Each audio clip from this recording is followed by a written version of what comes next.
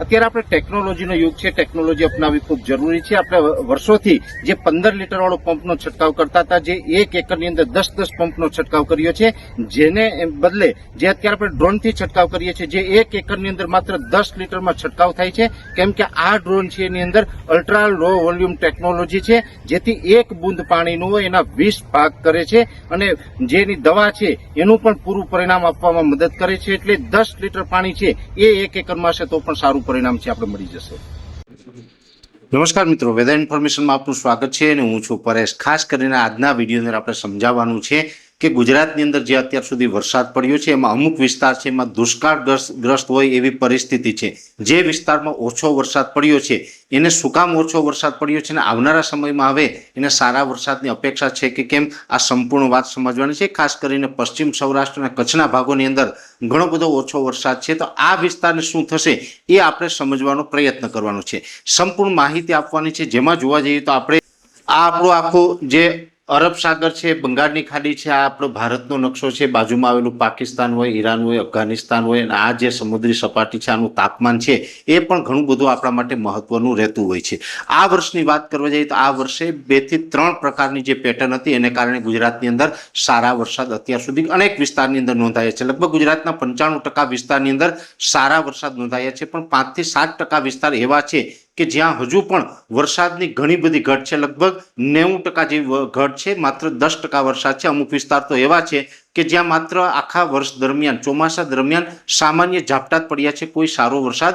નોંધાયો નથી। હવે એનું જે ટેકનિકલ કારણ સમજીએ તો આપણે મોટા ભાગે જે વરસાદ પડ્યો છે એમાં એક તો મોન્સૂન ઓફશોર ટ્રફ અહીં સક્રિય થાય, જેને કારણે જે સૌરાષ્ટ્રના દક્ષિણ ભાગો હોય, ગુજરાતના જે દક્ષિણ ગુજરાતના વિસ્તાર છે એમાં પણ આપણે વરસાદ પડ્યા હતા। એ પછી અરબ સાગરની અંદર પણ એક સિસ્ટમ હતી ને જેને કારણે પણ શરૂઆતી ચોમાસાની અંદર આપણે ખૂબ સારા વરસાદ છે એ ગુજરાતભરની અંદર વરસ્યા હતા। બાકીની સિસ્ટમ છે એ બંગાળની ખાડીમાંથી આવી હતી। આ બંગાળની ખાડીની સિસ્ટમ છે જ્યારે ડેવલપ થઈને જ્યારે પશ્ચિમ દિશામાં આગળ ચાલતી હોય, એટલે છત્તીસગઢ હોય કે જે ઝારખંડ છે વગેરે વિસ્તારો ઉપર થઈ ઓડિશા થઈને મધ્યપ્રદેશ આવે, મધ્યપ્રદેશ થઈને ગુજરાત તરફ આવતી હોય છે। જેમાં જે સિસ્ટમ આવતી હોય મોટાભાગે દર વર્ષે એ સિસ્ટમોની અંદર એવું જ બનતું હતું કે જે સિસ્ટમ અહીંયા ડેવલપ થાય, દાખલા તરીકે આ જે ભાગ છે બંગાળની ખાડી, અહીંયાથી જે સિસ્ટમ ડેવલપ થાય અને મોટા ભાગે છેલ્લા 1 દાયકાથી સિસ્ટમના ટ્રેક આ રહ્યા છે, કાં તો અહીંથી આમ જાય છે અથવા તો અહીંથી આમ જાય છે, જેથી કરીને સૌરાષ્ટ્રના ભાગ હોય, મધ્ય ગુજરાત હોય, ઉત્તર ગુજરાત સહિતના વિસ્તાર હોય, કચ્છના પશ્ચિમ સૌરાષ્ટ્ર દરેક વિસ્તારને એ વરસાદનો લાભ મળતો હોય છે। આ વર્ષે શું બન્યું છે આપણે સમજવાનો પ્રયત્ન કરવો છે।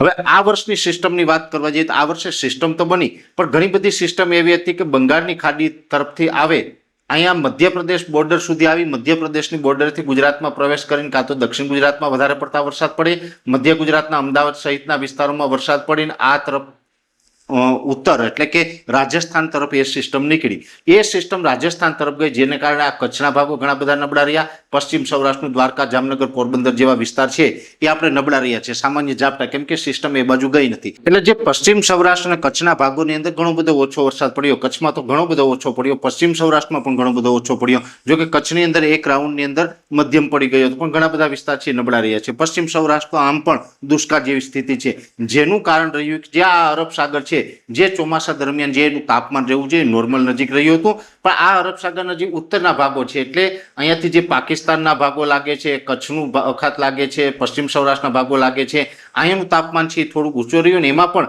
જે આરબ તરફના આ તરફના પવનો આ તરફ આવતા હતા, આ તરફના જે પવનો આવ્યા, જેને કારણે આ સિસ્ટમ જે આવતી હતી, આ ઉપરથી આવતા જે ગરમ પવનો હતા એને કારણે આ સિસ્ટમ છે એ પશ્ચિમમાં ચાલવાની જગ્યાએ દક્ષિણ ગુજરાત અને મધ્ય ગુજરાતના ભાગો થઈ અને ઉપર એટલે કે રાજસ્થાન તરફ, ઉત્તર તરફ ખસી જતી હતી। એટલે આ તરફ કોઈ સિસ્ટમ ન આવવાને કારણે આ જે પશ્ચિમ સૌરાષ્ટ્રના ભાગો છે એનું જે આખું જે ચોમાસું છે એ નબળું થઈ ગયું છે। આજની વાત કરવા જઈએ તો આજે 13 ઓગસ્ટ થઈ છે ને 13 ઓગસ્ટ સુધી પશ્ચિમ સૌરાષ્ટ્રમાં સામાન્ય ઝાપટાથી વિશેષ કોઈ સારો વરસાદ નથી। ગુજરાતભરની અંદર એકંદરે ચોમાસું છે એ બીજા વિસ્તારોની અંદર સારું છે। ઠીક છે, અત્યારે ઓગસ્ટના આપણે મધ્યે પહોંચવા આવ્યા છે ત્યારે ગુજરાતના બીજા વિસ્તારોમાં પણ એક વરસાદની ઘટ છે, અત્યારે પિયત આપવી પડે એવી પરિસ્થિતિનું નિર્માણ થયું છે, પણ પશ્ચિમ સૌરાષ્ટ્ર અને કચ્છના ઘણા બધા ભાગો છે એ વીક રહ્યા છે। એનું જે ટેકનિકલ કારણ હતું એ આ હતું કે અહીંથી જે ગરમ પવનો આવતા હતા, અહીંનું તાપમાન ઊંચું હતું, આ જે ગરમ પવનો આવ્યાને કારણે સિસ્ટમ એ તરફ ન જઈ શકી। પણ હવે આવનારા સમયમાં એમાં પણ જે ખાસ આપણે આગાહી છે કે 26 ઓગસ્ટથી લઈને 6 સપ્ટેમ્બર વચ્ચે જે ગુજરાતની અંદર સારો વરસાદ આવવાનો છે, સાર્વત્રિક ભારેથી અતિ ભારે વરસાદની સંભાવનાઓ છે અને એ પણ ઓલ ઓવર ગુજરાતમાં, એટલે કે જે સૌરાષ્ટ્ર હોય, કચ્છ હોય, મધ્ય ગુજરાત, ઉત્તર ગુજરાત, દક્ષિણ ગુજરાત, 5 રીજનમાં જે આવવાની સંભાવનાઓ છે એમાં પણ હવે જે આ વાતાવરણ છે એ ચોમાસાને આગળ વધવા માટે ફેવરેબલ બની રહ્યું છે અને અહીંયાથી જે સિસ્ટમો જઈ રહી છે એ સિસ્ટમોને પશ્ચિમ તરફ જવા માટે પણ વાતાવરણ છે એ ફેવરેબલ બની રહ્યું છે. એટલે હવે પછી 26 ઓગસ્ટથી લઈને 6 સપ્ટેમ્બર વચ્ચે જે વરસાદ થશે એમાં પણ પશ્ચિમ સૌરાષ્ટ્ર હોય, કચ્છના ભાગો હોય એમને નબળું નહીં રહે, એમને પણ સારા વરસાદ પડવાની સંભાવનાઓ છે. એટલે ઓલ ઓવર ગુજરાતમાં વરસાદ પડશે, પણ એની સાથોસાથ જે ચિંતાવાળા વિષય છે પશ્ચિમ સૌરાષ્ટ્ર અને કચ્છના ભાગો છે એમાં પણ સારા વરસાદ છે એ પડી શકે છે. આવનારા સમયની અંદર કચ્છ અને પશ્ચિમ સૌરાષ્ટ્રના ખેડૂતની ચિંતા છે એ પણ ક્યાંક દૂર થાય તેવી શક્યતાઓ લાગે છે અને એના જે ટેકનિકલ કારણ હતા આ કારણ સાથે મેં આપને સમજાવવાનો પ્રયત્ન કર્યો છે. વિશેષ માહિતી છે નેક્સ્ટ વિડીયોમાં આપવામાં આવશે. અત્યારે આ વિડીયોની અંદર એટલું જ. અંતમાં દરેક મિત્રોને વિનંતી રહેશે વિડીયોને લાઈક આપીને દરેક ગ્રુપમાં શેર કરી દેવો. જો તમે અમને યુટ્યુબ ઉપર જોઈ રહ્યા હોય તો ચેનલને સબસ્ક્રાઇબ કરજો, સાથે ફેસબુક તથા ઇન્સ્ટાગ્રામ આઈડીને ફોલો કરજો. નમસ્કાર.